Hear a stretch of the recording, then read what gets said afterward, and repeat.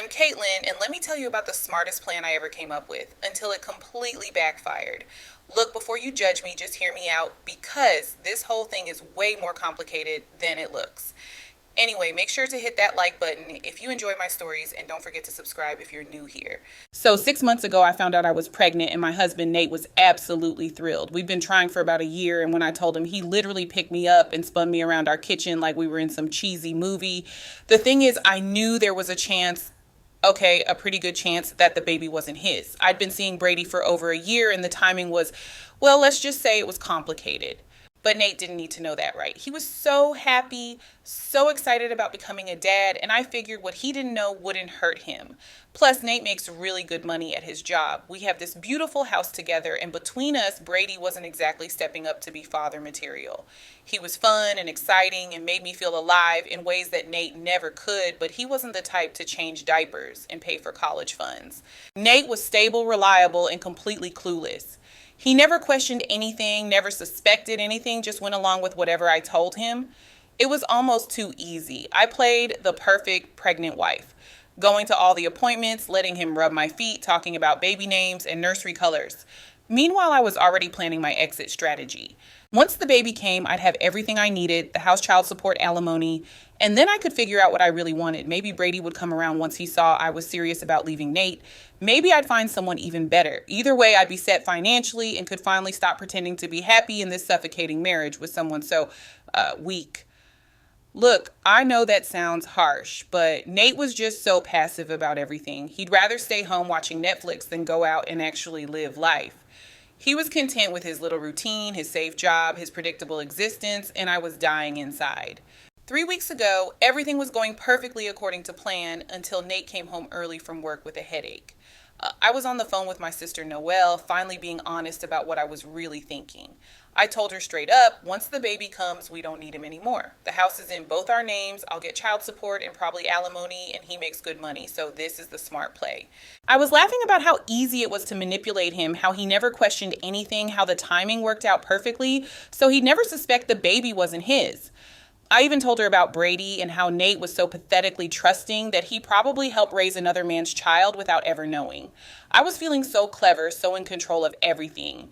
Noelle was asking all these questions about my plan, and I was explaining how I'd been setting everything up for months.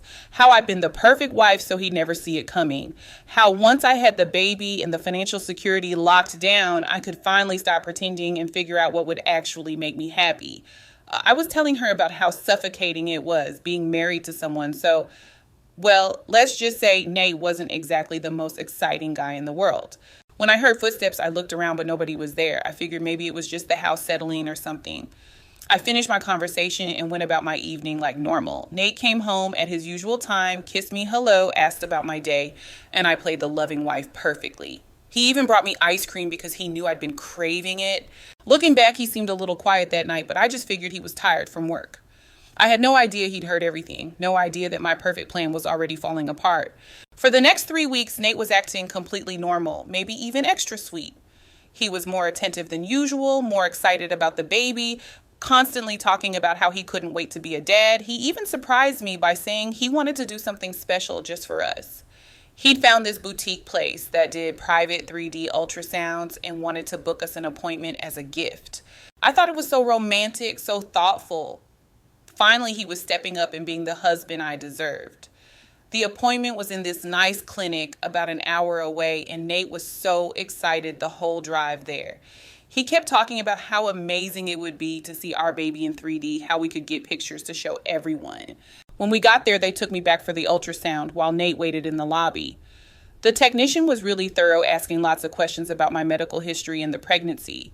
She took some blood for routine testing, she said, and then did the ultrasound. The baby looked healthy and perfect, and we got some beautiful pictures to take home. Nate was glowing with pride, showing the pictures to everyone at the clinic, talking about how perfect our son was going to be. I felt a little guilty seeing how happy he was, but I pushed that feeling down. This was about survival, about securing my future. I couldn't let emotions get in the way of what needed to be done. On the drive home, Nate was already talking about gender reveal parties and how all our friends were doing them now. He He seemed so excited about the idea of celebrating with everyone. I agreed because it sounded fun, and between us, I loved being the center of attention. I had no idea that Nate had just gotten the ammunition he needed to destroy everything I'd worked for. When Nate suggested we throw a huge gender reveal party, I was absolutely thrilled. Finally, he was thinking big, wanting to celebrate properly instead of just doing something small and boring like he usually preferred. I threw myself into planning this party like it was my wedding. I invited everyone, my parents, my siblings, all my friends from college, his family, our neighbors, people from work. I wanted it to be perfect, wanted everyone to see how happy and in love we were, how excited we were about our baby. I spent weeks coordinating everything, the decorations, the catering, the photographer I insisted we hired to capture every moment. Nate was surprisingly involved in the planning, which was new for him. Usually he left party planning to me and just showed up, but this time he was asking about the guest list, confirming details about the venue, even setting up some technical stuff with a projector for what he said was a special video montage after the reveal. I thought he was finally stepping up, finally putting in effort to make this day special for us. The morning of the party, I felt like a queen. I'd gotten my hair and makeup done professionally, wore this gorgeous dress that showed off my bump perfectly, and I could tell everyone was going to be so impressed. When guests started arriving, I was in my element, accepting congratulations, letting people touch my belly, talking about how excited we were to meet our little boy. Nate seemed a little nervous, but I figured he was just overwhelmed by all the attention.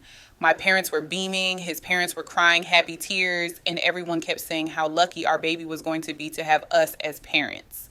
When it came time for the reveal, we stood in front of the smoke cannons holding hands, and I felt like everything was perfect.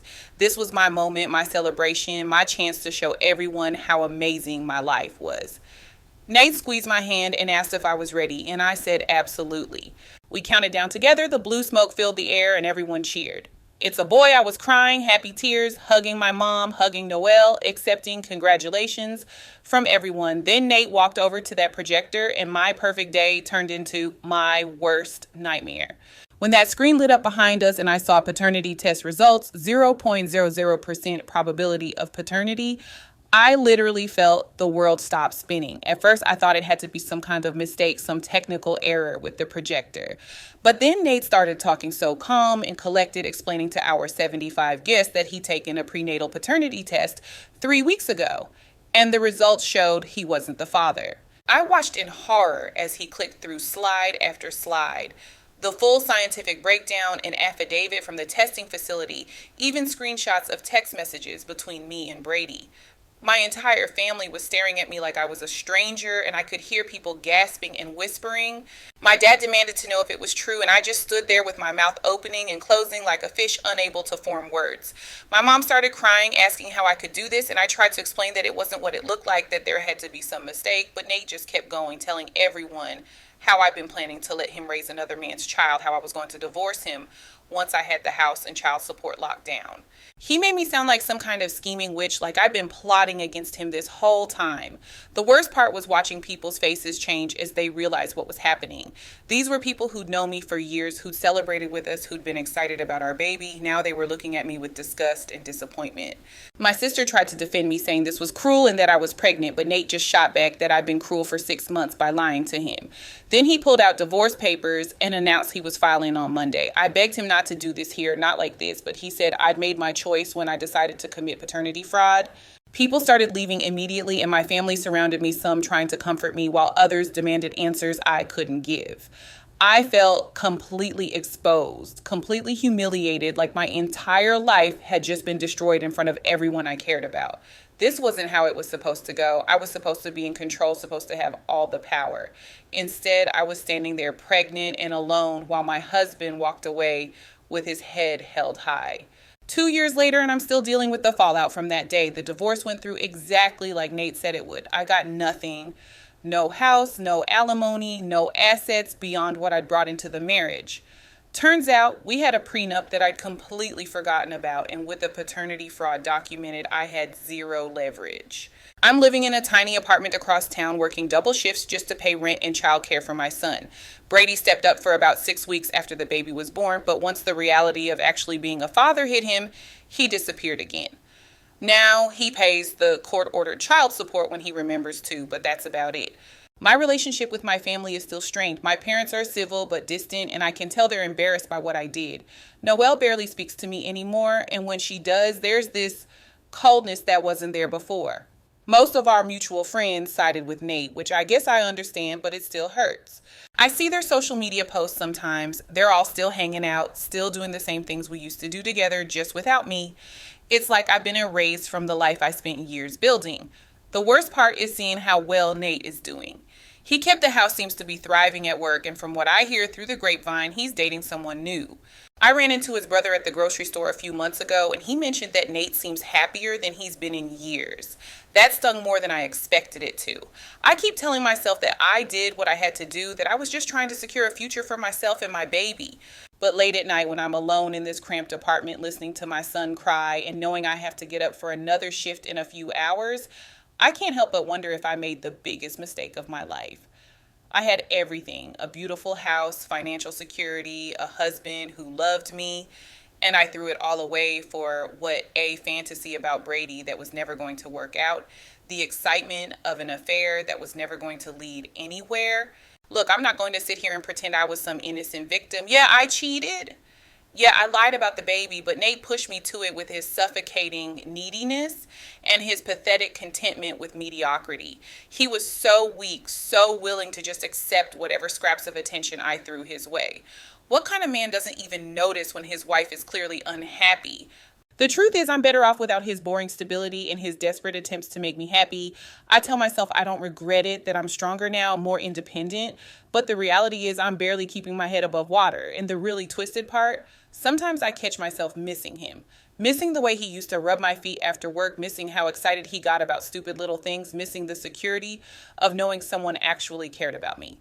But I burned that bridge so completely that there's no going back. I made my choice and now I'm living with the consequences. Fine, maybe I screwed up. Maybe I should have handled things differently, but I'm done apologizing for wanting more than what he was giving me. I'm done pretending that his weakness wasn't part of the problem. He might have won this round, but I'm still standing. I'm still fighting. And someday, somehow, I'm going to prove that I deserved better than what he had to offer.